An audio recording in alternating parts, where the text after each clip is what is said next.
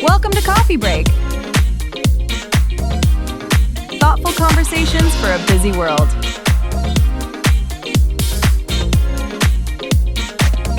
Let's begin. So, welcome to our mission for today's deep dive. Thanks for having me. Yeah, of course. Today we are unpacking a text that, honestly, it fundamentally shatters one of the most universally accepted, culturally mandated scripts about human recovery. It really does. It takes a sledgehammer to it. Right. We are diving into a piece called The Sovereignty of Peace Without Forgiveness. Such a powerful title. It is. And we're specifically isolating its core, incredibly provocative argument, which is why you don't need to forgive them to find peace. Which goes against basically everything we're taught. Exactly. So for you listening, our goal today is to explore the architecture of emotional liberation. We want to show you how to definitively drop the weight of a profound wrong without the dangerous prerequisite of letting the person who harmed you off the hook. Yeah, and I think we need to start by acknowledging just how entrenched the societal assumption actually is. Oh, it's everywhere. Right. For centuries, across, various cultural and philosophical frameworks, we've basically been sold this very specific linear model of healing. Step 1, step 2, step 3. Exactly. And the model dictates that suffering is like this state of psychological captivity. And forgiveness is the only key to the lock. Like it's the only way out of the cell. Yes, and if you cannot or, will not produce that key, the implication is that you are condemned to remain in the cell forever. Which is a terrifying thought. You're told you're bitter, you're emotionally stunted. Right, you're essentially failing at your own recovery. Wow. But what this source text does is it steps right up to that monolithic narrative, examines the lock, and basically points out that the cell door was actually never closed to begin with. I love that visual. Yeah. It just completely strips away the moral imperative we've artificially attached to psychological recovery. It does. It removes the morality from it entirely. And that moral imperative is, that's exactly where the friction lies, right? Oh, absolutely. Because society loves a neat, tidy resolution. We love that narrative of the victim looking the transgressor in the eye and offering grace. It makes for a great movie ending. Right. It smooths out the social fabric. But if we look at the actual title of the text, The Sovereignty of Peace Without Forgiveness. Yeah, let's unpack that word. Sovereignty. The author is weaponizing a concept we usually reserve for, like international law, and applying it to our internal neurobiology. Which is brilliant, honestly. It is, because we understand sovereignty in a geopolitical sense, right? Yeah. Like a state with ultimate independent authority. Right, a state that answers to no external power. Exactly. So what does it actually look like to apply that level of jurisdictional autonomy to a traumatized human mind? Well, it looks like a complete relocation of the locus of control. Okay, tell me more about that. So think about it. When a sovereign state suffers an incursion across its borders, it doesn't wait for the invading force to apologize before it begins clearing the rubble. Oh, wow. Yeah, it doesn't wait around. Right. It starts rebuilding its infrastructure immediately. Its right to rebuild, its right to exist in peace is inherent. It's totally independent of the invader. Exactly. It is not contingent on the moral rehabilitation of the invader. Yet, the traditional forgiveness model demands exactly that kind of dependency in the psychological realm. That is so true. It suggests that your emotional equilibrium is tied to the other person. Inextricably tethered to your ability to extend grace to the person who violated your borders. Or even worse, it places your healing in this indefinite holding pattern. Right? Like you're just waiting for their remorse or their apology. Which might never come. Right. Which is just a terrifying vulnerability. It means the person who caused the destruction is simultaneously holding the deed to your reconstruction. That's a great way to phrase it. It's a total surrender of power. Okay, but let me push back on this framing of emotional sovereignty for a second. Sure, go for it. Because if we treat the mind like a sovereign state that, refuses to engage with the invading force, aren't we just advocating for a highly defensive form of isolationism? I see where you're going with this. Doesn't this just mean building a massive militarized wall around your psyche and living in a state of hypervigilance? Right, like a bunker mentality. Yeah, exactly. We know that trauma already isolates people. So how is this sovereign approach not just an intellectualized version of completely shutting down? Well, that is the exact counter-argument the traditional mandate relies upon. Okay. But it conflates two very different psychological mechanisms. Isolationism versus jurisdictional boundary setting. Break that down for us. What's the difference? So isolationism or emotional shutdown, that's a trauma response. Right. It's a state of pervasive fear where the nervous system determines that literally everything is a threat. So all borders are closed permanently to everyone. Like dropping the portcullis on the whole world. Exactly. But sovereignty, as argued in this text, is highly specific and highly functional. Okay. It isn't about walling off the world. It's about clarifying jurisdiction. It is recognizing that the perpetrator's actions, their guilt, their potential for change, all of that is outside your jurisdictional boundary. Oh, I see. So it's not about hiding from everyone. No, not at all. You are no longer spending your cognitive budget trying to police their internal state. You aren't hypervigilant. You're actually reducing the surveillance. Okay, that distinction is crucial. It's almost like, well, it's the difference between locking yourself in a bunker versus simply revoking one specific person's diplomatic immunity. Yes, that's a perfect analogy. Like you still trade with the rest of the world. You still have open ports. But that one individual is declared persona non grata. Right. They no longer have operational access to your territory. Wow. Yeah, that makes so much sense. Precisely. And when we look at the mechanics of the mandated forgiveness narrative, we see how it routinely violates that exact sovereignty. How so? Well, society often demands that the victim perform profound emotional labor for the sake of collective comfort. Oh, absolutely. Just make peace so Thanksgiving isn't awkward. Right? Exactly. Forgiveness is frequently utilized as a tool for social homeostasis. If you forgive the person who harmed you, the family dynamic can go back to normal. The workplace doesn't have to deal with the tension. The community doesn't have to face the ugly reality of what happened. Right. But true emotional sovereignty says, my internal neurobiological state is not a public utility. Oh, I love that. Not a public utility. It is not available for public consumption, and it is certainly not responsible for managing the discomfort of the collective.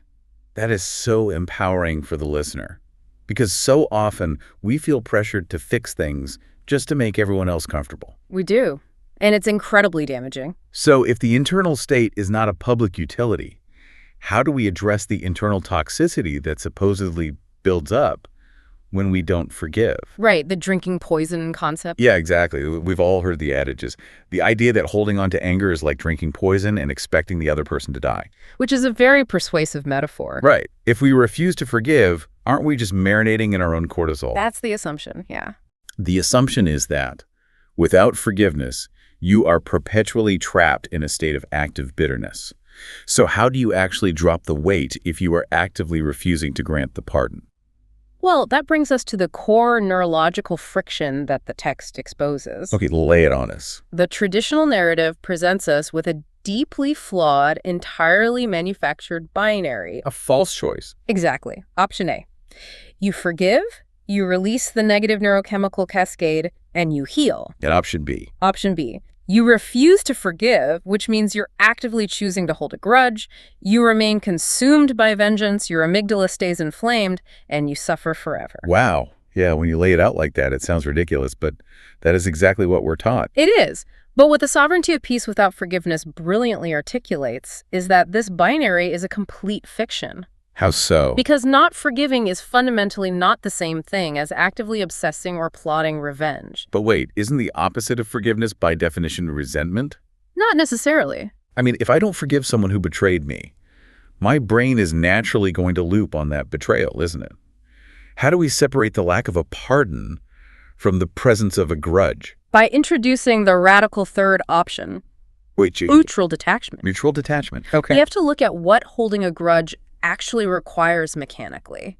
Hatred, bitterness, and resentment, those are incredibly energy-intensive states. Oh, for sure. It takes a lot of work to stay mad. It really does. Yeah. They require active, ongoing engagement with the offender. If you're holding a grudge, your default mode network, the part of the brain responsible for rumination, is constantly looping the narrative. It's like a movie playing on repeat in your head. Exactly. Yeah. You are essentially still in a deeply committed relationship with the person who harmed you. Wow. It's just a relationship defined by animosity rather than affection. That is a staggering realization. Right. So neutral detachment is the cessation of that active relationship. You don't grant them moral absolution, but you also stop financing the grudge. Oh, I like that. Stop financing the grudge. It's almost like declaring psychological bankruptcy on a massive debt. Yes, exactly. Because society tells you that in order to close the account, you have to formally forgive the debt. You have to look at the person who defrauded you and say, we're even, you owe me nothing. Which is incredibly hard to do when they stole something irreplaceable. Right. But resentment is spending every single day obsessively checking the ledger, calculating the interest on what they stole from you, and waiting for a repayment that is literally never coming. You're just draining your own resources. So neutral detachment is realizing you have the autonomous power to just close the bank. Yes. You don't forgive the debt. You just recognize it as an unrecoverable loss. You write it off, and you completely sever the financial infrastructure that connected you to them. That is a highly accurate mechanical comparison. And what happens when you close that bank? You stop losing money. Exactly. The physiological relief is measurable. True forgiveness, in the classical sense, often requires an empathetic leap. What do you mean by an empathetic leap? It demands that you try to adopt the perspective of the person who harmed you, to find compassion for their flawed humanity, and to consciously wipe the slate clean. Which is a tall order. It is. Now, for minor transgressions, that empathetic leap is a pro-social, healthy behavior. Like if someone cuts you off in traffic. Right. But for severe harm, profound abuse, deep betrayal, systemic violation, forcing a victim to make that empathetic leap can be highly re-traumatizing. Because it forces the brain to prioritize the humanity of the threat over its own biological imperative for safety. Exactly. When you force a traumatized nervous system to generate compassion for its abuser, you trigger immense cognitive dissonance. The body is screaming, this entity is dangerous, stay away, while the societal script is dictating you must understand them and love them to be free. And that dissonance spikes cortisol. It keeps the body's stress response system in a state of chronic activation. So you're literally keeping yourself sick by trying to forgive. Often, yes. Neutral detachment resolves that dissonance. It allows the nervous system to say, yes, that entity is dangerous, and they are entirely responsible for their actions. And I don't have to excuse them. Exactly. I do not understand them, I do not excuse them, and I do not have to. You aren't forcing the empathetic leap. You just walk out of the ledger room entirely. That brings up a fascinating secondary layer to this trauma, something I think a lot of our listeners might relate to. What's that? The secondary trauma inflicted by the healing industry itself. Oh, absolutely. It's a huge issue. I imagine there are countless people who survive a profound injury only to be crushed by the guilt of their own unforgiving nature. They think there's something wrong with them. Right. They look around, they read the self-help books, and they think, I survived the abuse, but I can't find it in my heart to forgive the abuser. Therefore, I'm broken. I'm a vindictive, unevolved person. Yes. This text completely dismantles that secondary guilt. It eradicates it entirely. It reframes the inability to forgive not as a failure of character or a lack of spiritual maturity, but as a highly sophisticated act of self-preservation. Wow. A highly sophisticated act of self-preservation. Your nervous system's refusal to pardon a legitimate threat is a feature, not a bug. I love that. A feature, not a bug. By establishing that peace and sovereignty are achievable without that pardon, the text allows the individual to finally validate their own biological reality. Okay, but if we aren't wiping the slate clean and we aren't financing the grudge, we have to talk about what actually fills that void. Because nature abhors a vacuum. Exactly. If I just close the bank account of the trauma, what is actually happening in the mind to replace that energy? Well, the source material pivots heavily on this idea here. Right. This is where we get into the focus of today's deep dive. We're told forgiveness is the only path, but sometimes acceptance is enough. Yes, acceptance. But the word acceptance is incredibly slippery, isn't it? It can be, depending on how you define it. Because it sounds a lot like apathy. Or worse, it sounds like capitulation. Right, like you're giving up. Yeah. If someone destroyed my career or my family and I just accept it, aren't I just rolling over? How is acceptance an active state of sovereignty and not just helpless resignation? Well, that is the most common and dangerous misconception about acceptance. We are culturally conditioned to view acceptance as synonymous with condoning. Like, I accept this, therefore I approve of it. Exactly. We think that if we accept an event, we are retroactively giving it our seal of approval. We think we're saying, what happened was okay and it's acceptable to me. Which feels terrible. It does.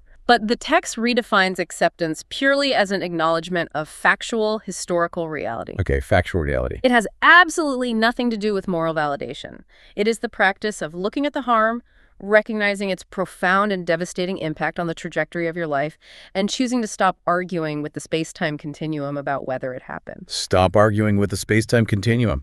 I love the scale of that. It's accurate, though. It is. Because when we refuse to accept a painful reality, that is exactly what we are doing, isn't it?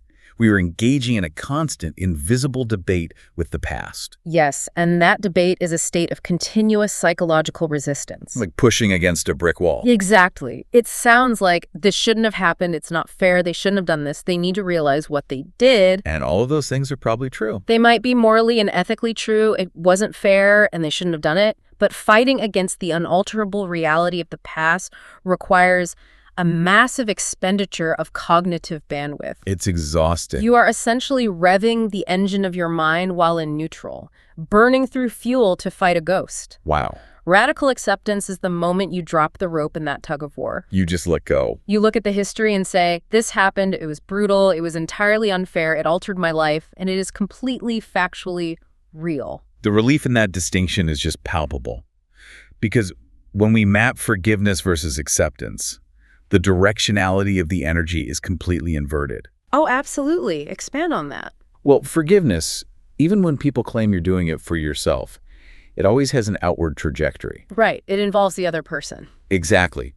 You are packaging up a pardon and directing it toward the offender. Right. But acceptance is a purely internal mechanism. It is an entirely solo act. It requires no one else. Right. You don't need the other person to be in the room. You don't need them to be alive. You don't need them to be sorry. Nope. It is a gift of reality alignment that you give exclusively to your own nervous system. And when you align with reality, the parasympathetic nervous system, the rest and digest network, can finally take over. Because it's no longer under attack. Exactly. When you're fighting reality, your brain perceives the unaccepted past as a current ongoing threat. It pumps out adrenaline because it thinks there's still a battle to be fought over the facts. Like the danger is still present. Right. But the moment you practice radical acceptance, the brain registers that the event is over. It is cataloged in the past tense. So the body can finally relax. The resistance drops, the heart rate variability stabilizes, and the biological state of peace finally has room to physically manifest in the body. You surrender to the facts, but you never surrender to the person. You surrender to the facts, but you never surrender to the person. That is powerful. It changes everything. It completely separates the healing process from the perpetrator. You validate your own pain, you hold them completely responsible for their actions in your own mind, and you move forward. You drop the weight. Yes. But this leads us to the final and perhaps most difficult practical application of this entire philosophy. Right, the real-world application. We have to talk about how to do all of this without letting the person back in. Yes. The boundary piece. Because if you achieve this state of sovereign neutral detachment, if you radically accept what happened and you finally feel peace, there is a massive external pressure that comes next. The pressure of reconciliation. Exactly. And this is where the application of the text becomes a matter of strict boundary architecture, doesn't it? It absolutely does. Society, and often our own conditioning, dangerously conflates forgiveness with reconciliation. Like they're the same word. They are frequently treated as inseparable twins.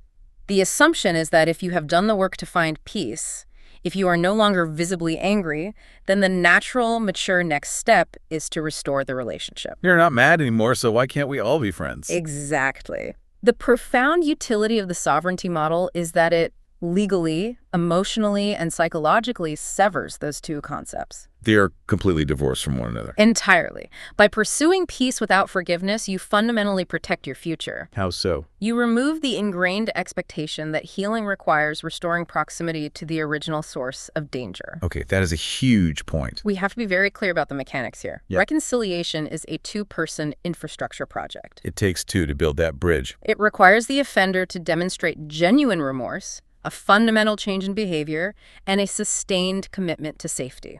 It is a shared endeavor. Healing, through radical acceptance and emotional sovereignty, is a one-person project. It requires only you. Let's go back to the idea of closing the bank account. Okay. If someone commits fraud on your account, And you go through the grueling process of auditing the losses, accepting that the money is gone, and changing your financial institution so you can finally sleep at night without stress. Which is a huge accomplishment. Right. But achieving that peace does not mean you give the fraudster the routing number to your new account just because you're no longer angry. That would be insane. It would. The peace you feel is a direct result of the fact that they no longer have access to you. That is the exact mechanism of a boundary. Yeah. And we need to reframe how we view boundaries because people often struggle with them. They do. They feel mean. Right. We are conditioned to view boundary setting as a punitive act, as a way of punishing the other person. Like a timeout. Exactly. But within the sovereignty framework, boundaries are not punitive. They are purely protective. They're just walls. They are the physical and psychological walls that maintain the internal peace you just worked so hard to achieve. But boundaries feel so inherently aggressive to people who are used to being accommodating. Especially in families. Especially in family dynamics, yes. Yeah. Or close social circles. When you say, I am at peace with what happened, but you are not allowed in my life, people interpret that as you holding a grudge. You must still be bitter. Right. They say if you were really healed, you wouldn't need to block their number. You wouldn't need to skip the family dinner. So how does the sovereignty model answer that specific accusation? It answers it by shifting the paradigm of what constitutes a healed state. Explain that. The traditional model views a lack of boundaries as the ultimate proof of healing. The idea that you are so incredibly evolved and forgiving that nothing can touch you so you can walk back into the fire without getting burned. Which is just magical thinking. It is. The sovereignty model views that as reckless endangerment of your own neurobiology. It posits that a truly healed, sovereign individual recognizes their own value enough to demand absolute safety. Right. You look at the person who harmed you from a very safe, impenetrable distance, and you internally state, I accept your nature. I accept the historical facts of your actions. I release my active, burning anger because it is too expensive for me to maintain. Well, However, precisely because I accept your nature, you permanently lose your operational visa in my territory. You no longer have access to me. that transition from you owe me to I owe myself is just staggering. It's a complete shift in power. It really is.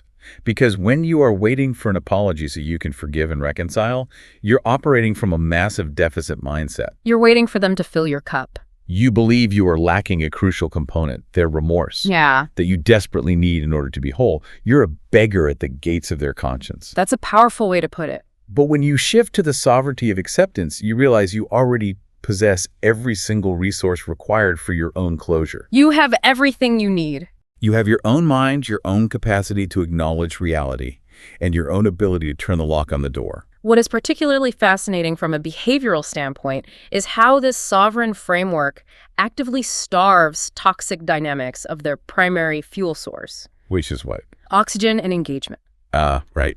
Individuals who perpetrate emotional harm, particularly in manipulative or abusive dynamics, often thrive on the sustained engagement of their victims. They want a reaction. They desperately want a reaction, even if that reaction is your visible anger, your explicit resentment, or your agonizing struggle to forgive them. It still guarantees that they are occupying a central, powerful role in your psychological life. They still matter. Right. They still hold weight. They're still the main character in the story of your pain. Precisely. But when you transition to neutral detachment, when you establish that impenetrable sovereign boundary and practice radical acceptance, you forcefully remove them from the center of your narrative. You kick them off the stage. You demote them.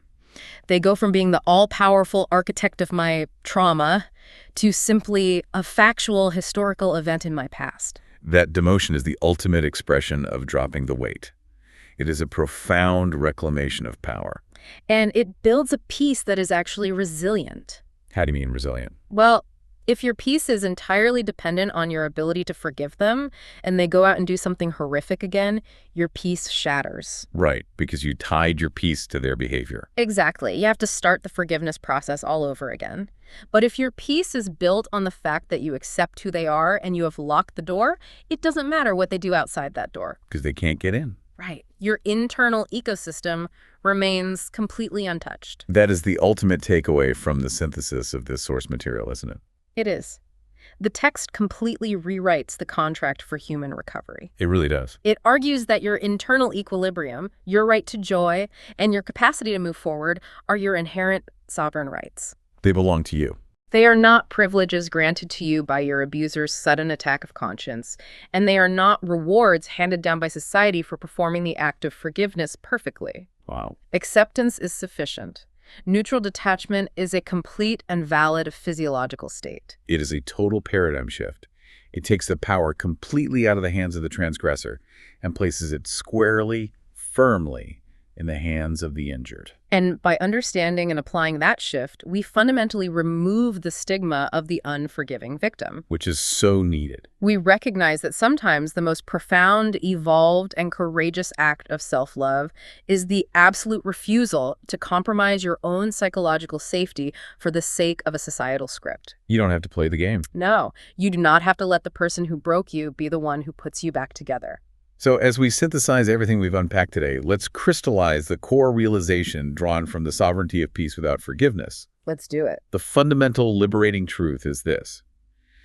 The equation we have been taught, that healing equals forgiveness, is fundamentally broken. It's a flawed formula. Emotional sovereignty is not achieved through forced pardons or the dangerous overriding of your own biological threat responses. It is achieved through the radical, clear-eyed acceptance of reality combined with the strict enforcement of impenetrable boundaries. Beautifully said. You drop the crushing weight by choosing to no longer fight the reality of the past, and you protect your newly won peace by definitively refusing access to those who prove themselves dangerous to your territory. It is an unflinchingly honest, neurologically sound, and ultimately deeply empowering approach to navigating the aftermath of human pain. It truly is. It changes the entire landscape of what it means to heal. We don't have to wait for the people who bankrupt us to pay us back. We can just close the account, take our remaining capital, and invest it entirely in ourselves. I couldn't agree more. Which brings me to a final thought I want to leave you with today. A question to carry with you and mull over as you navigate your own internal landscape. I'm curious to hear this. Think about the sheer volume of cognitive bandwidth, the agonizing emotional labor, and the raw physiological energy you may have spent over the years trying to force yourself to feel grace for someone who fundamentally did not earn it. It's probably a lot. If you permanently revoke that mandate, if you declare emotional bankruptcy on that debt, sever the connection, and suddenly reclaim all of that wasted energy, Yeah. what incredible sovereign things could you build with the power you finally get back?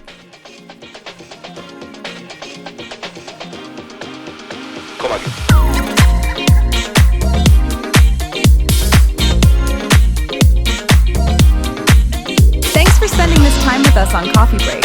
If this conversation stayed with you, you can find more episodes here on the channel. Until next time, take care.